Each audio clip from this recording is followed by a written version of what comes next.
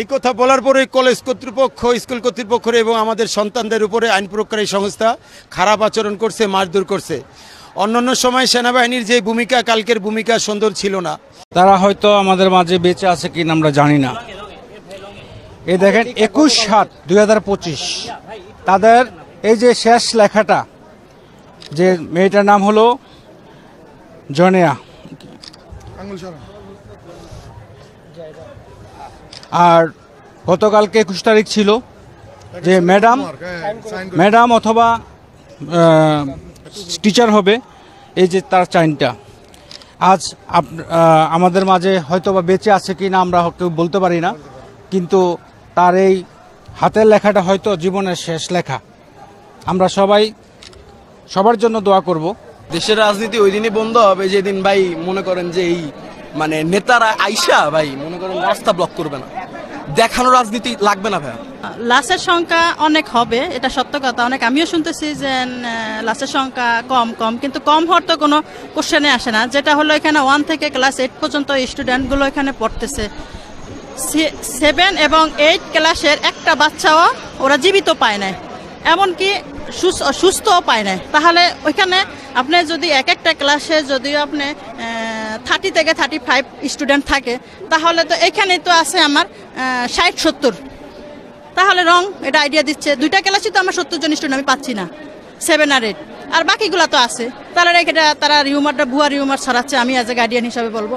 লুকিয়ে ফেলা, আসলে লুকিয়ে ফেলাকে এত সম্ভব? এত লাশের মাঝে এতগুলা লাশ লুকিয়ে ফেলা সম্ভব? অসম্ভব ব্যাপার এগুলা। আমরা নিজেরা, আমার বাচ্চা স্কুলের স্টুডেন্ট, আমি আসলে একজন গার্জিয়ান হিসেবে আসলে কি বলবো, আমি মানা সম্ভব না, এগুলা লুকিয়ে ফেলা সম্ভব না। এটা স্বচক্ষে সবাই দেখতেছে, তারপরে যদি তারা বলে, মানে এটাকে কি বলবো আমি বুঝতে পারতেছি না। কেন এই শিশু বাচ্চাদের নিয়ে লাশের রাজনীতি চলছে আমি আসলে বুঝতে পারতেছি না। অন্ততপক্ষে সবাইকে সঠিকটা বলুক।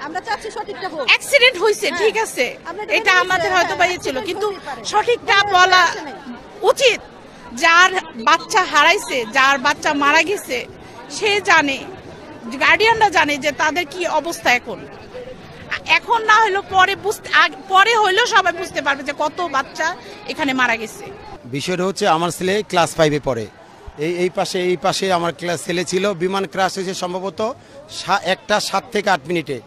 আমার ছেলে 5 থেকে 6 মিনিট, অর্থাৎ 1 থেকে 1.5 মিনিট আগে হলো বাইর হয়েছে। ওরা লাইব্রেরিতে বই কিনতে জানছিল। ওরা প্রতিদিন 100 টাকা দিয়ে টিফিন খাইতে, গতকালকে 200 টাকা নিয়ে আসছে। ও টিফিন না খেয়ে ওর বন্ধুদের নিয়ে লাইব্রেরিতে যাচ্ছিল একটা বই কিনতে।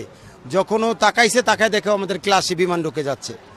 তো ওরা যারা ভিতরে ছিল, আমাদের ছেলের সাথে 7-8 জন করেছে, ওরা ভালো আছে। আর যারা ভিতরে ছিল ওরা কেউ পুড়ে গেছে, কেউ আহত হয়েছে। আর ক্লাস 3 এবং 4 এটা দেখছেন, এখানে বেশি নিহত হয়েছে।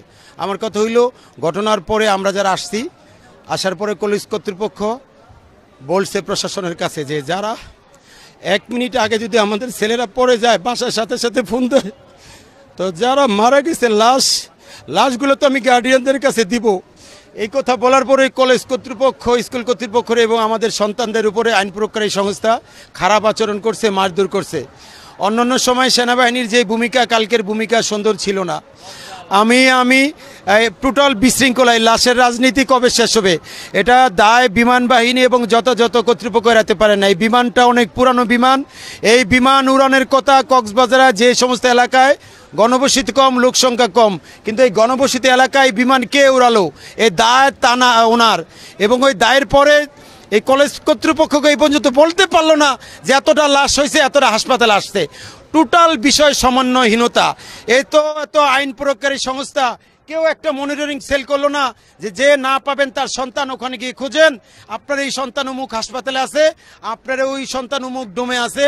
এখনো কোনো সঠিক তথ্য কারো কাছে নাই। আপনাদের চ্যানেলগুলোতে কেউ বলে 20, কেউ বলে 30, কেউ বলে 50, এক এক সময় এক এক তথ্য দিচ্ছে। আমরা এখন পর্যন্ত যাদের লাশ পাচ্ছে না, এই বিষয়গুলা যথাযথ কর্তৃপক্ষ দৃষ্টি আকর্ষণ করছি এবং এই দায় থেকে বিমান বাহিনী কর্তৃপক্ষ এড়াতে পারেন না। ভবিষ্যতে যাতে আর কোনো মায়ের বুক খালি না হয়, সেজন্য পুরো যে বিমানগুলো, যেটা আমাদের দরকার, যে বিমানগুলো, এই যেই বিমানগুলো দরকার এই পুরান বিমান বাদ দিয়ে নতুন বিমান যে সমস্ত এলাকায় গণবসতি কম, লোক সংখ্যা কম, সেই জায়গায় এলাকায় উড়ায় এবং এইটার সঠিক তদন্ত করে সঠিক বিচার হোক এবং কলেজ কর্তৃপক্ষের সাথে যারা খারাপ আচরণ করছে আমাদের শিক্ষক অভিভাবকদের সাথে, সেটা যথাযথ কর্তৃপক্ষের কাছে যেন ক্ষমা চেয়ে নেয় এবং ভবিষ্যতে যাতে এই ঘটনা না করে। সবাইকে ধন্যবাদ। আসসালামু আলাইকুম। যারা রাজনৈতিক দলগুলো আসছে তারা প্রত্যেক সময় বাংলাদেশে এই ঘটনাগুলো ঘটলে মূল রাজনীতি যারা মূল কেন্দ্রে থাকে তাদের এখানে সকল দলের লোকজনে আসছে, সহযোগিতা করছে, কিন্তু সহযোগিতা করার চেয়ে বেশি লোক গ্যাদারিং হয়ে গেছে, মানে উদ্ধার করতে একটু তারা হিমশিম খাচ্ছে। রাজনৈতিক অনেক লোকজন আসছে কিন্তু সহযোগিতার চেয়ে কালকে হাসপাতালে তারা ভালো সহযোগিতা করছে, তারা আসছে সহযোগিতা দেখাইতে আসছে।